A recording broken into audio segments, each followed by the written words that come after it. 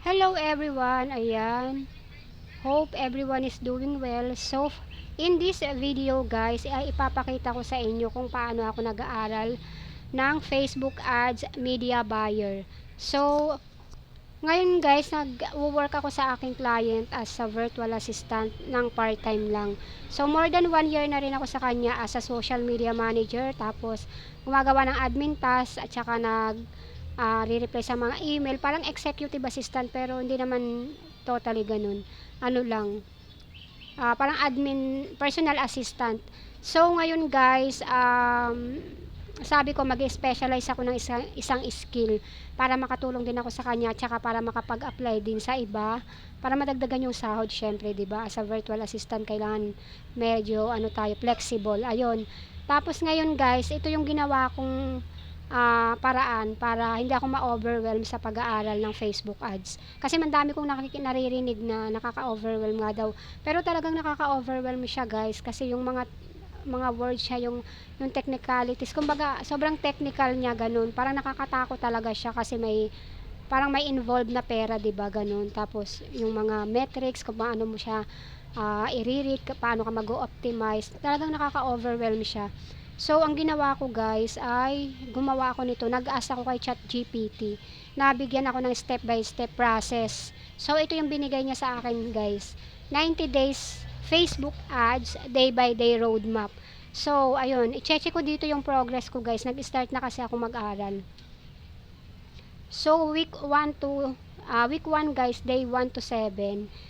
Ngayong February or last month pa to pero hindi ko pa siya na record. Kaya ngayon, itatrack ko na kung ano yung progress ko.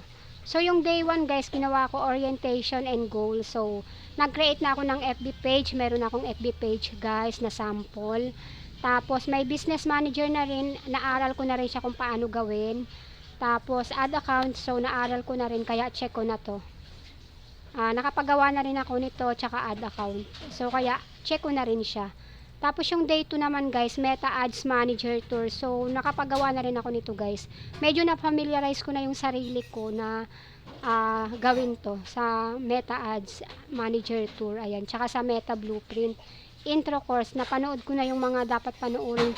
Halos lahat na yata ng mga tutorial nitong Facebook Ads guys na panood ko. Ito yung mga link. MMX, ako si Andio, tapos ito lagi kong pinapanood, tsaka si Sergio Gregorio, yan, yung mga yan, international kahit Pilipino guys, ayan si Naika, lahat yan pinapanood ko, basta may nakita akong tutorial guys, nilalagay ko talaga dito. Tapos meron din akong ideas, wag mo masyadong maingay. Tapos kumukuha rin ako ng ideas guys sa Facebook, sa online job. Tinitingnan ko yung mga job post nila tapos iniisa-isa ko. Halimbawa ito, execute meta ads campaigns end to end. Tapos chinat-chat ko tinatanong ko si ChatGPT kung ano ibig sabihin ng ganito, ng ganyan. Ayun, tapos ayun, nalalaman ko na siya. Kailangan talaga guys, tsatsagain talaga siya. Pero yung minsan pagkatitingin ka talaga sa OLJ, sa mga job description, parang nakakapanghina kasi sobrang sabihin nila 3 years experience, ayan, ganyan. Parang mawawalan ka na ng pag-asang mag-apply. Pero ako, go lang, sige, mag-aaral lang muna ako. Pagkakaya ko na siguro guys, mag-start na ako mag-apply, mga 1 to 2 months. Ganun. So, balik tayo dito guys. Ayan. So, dito na tayo. Tapos ko na rin to guys, day 2. Tapos day 3 tayo guys, learn campaign structure. Ayan, campaign ad set. Tapos ko na rin siya guys. Nakapag-practice na ako. Ito siya guys, oh. Alam ko na yung sa campaigns, ad set, ads. Pero syempre malalim yan eh. Ito palang basic. Alam ko na kung paano mag-create. Ayan, ito, referral awareness, create ad set, create ad. Yan, mga ganyan guys. So, alam ko na yan, pwede ko na siyang i-check. Chinek ko na siya guys. Tapos, install pixel guys. So, ito guys, medyo mahirap siyang gawin pero chinaga ko talaga yan guys. Inabot ako ng madaling araw sa paggagawa ng Facebook. Yung parang kinunik ko yung website sa Facebook ko. Tapos, mag-ano ako nito guys, i-upload ko yung ginawa ko dito. Medyo mahirap siya guys, matagal siya. Pero humingi ako ng tulong kay ChatGPT. So, nagawa ko siya guys, na-install ko yung Pixel. Gumawa ako ng Shopify account na kunwari, may Shopify store ako. Tapos kinuni ko dun yung Facebook. Sobrang nakakatuwa kasi na-verify ko siya sa events manager, tapos na-verify talaga siya. Nakikita ko yung mga transaction sa Shopify store. Nakakatuwa. So, ito okay na rin ako dito, nakapag-install na ako ng Pixel. I-upload ko na lang yung tutorial. Tapos, day 5, intro to creatives, Canva. Yan. Ito naman guys, as a social media manager, may experience na ako dito. Pero syempre, iba pag sa Facebook ads. Pero nakapag-try na ako dito guys. Tingnan ko lang yung yung ginawa ko sa Nano Banana. Ito, papakita ko sa inyo. ChatGPT ba? O, Nano Banana. Nano Banana. Gemini. Gumawa ako sa Gemini. Hindi ko lang alam kung makikita pa dito. Parang hindi na siya nakikita guys. Milk tea. Ayan guys, yung ginawa ko. Pero mayroon pa akong isang ginawa dati. Magawa lang ako ng mga caption. Ay, nawala na. O, bakit siya nang lumabas? Basta guys, may nagawa na ako. So, naka-upload na yun sa, nakalimutan ko lang. Ginagamit ko Nano Banana, tapos sa pagpo-prompt ay ChatGPT.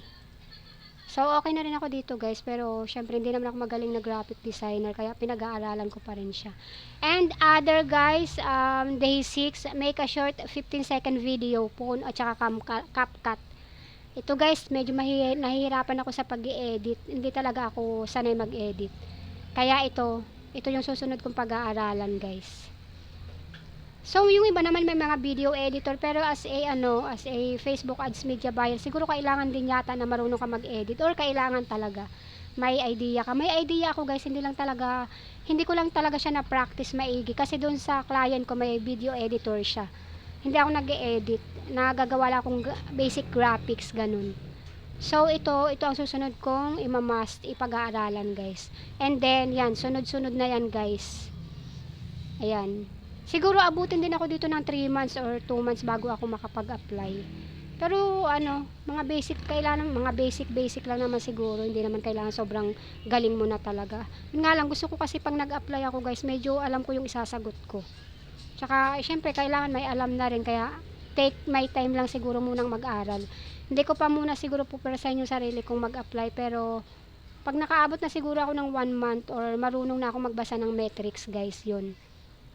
Mag-start na akong mag-apply hanggang dito sa pagbabasa ng metrics. Kasi yun, importante din yung alam mo yung kailan magkikil ng ads, ano yung CTR, CPC, ano yung dapat na percentage, kung kailan ka magkikil, kung kailan yung winning ad, yung mga ganun. So, tsaka yung mga retargeting audience, custom audience, yung mga ganun guys, medyo nakakalito. Pero go lang, step by step kung gagawin to. So, ayun lang guys, pinakita ko lang sa inyo kung paano ako nag-aaral ng Facebook ads. Sana sa mga nag-aaral dyan, ganito din yung gawin nyo para hindi kayo ma-overwhelm.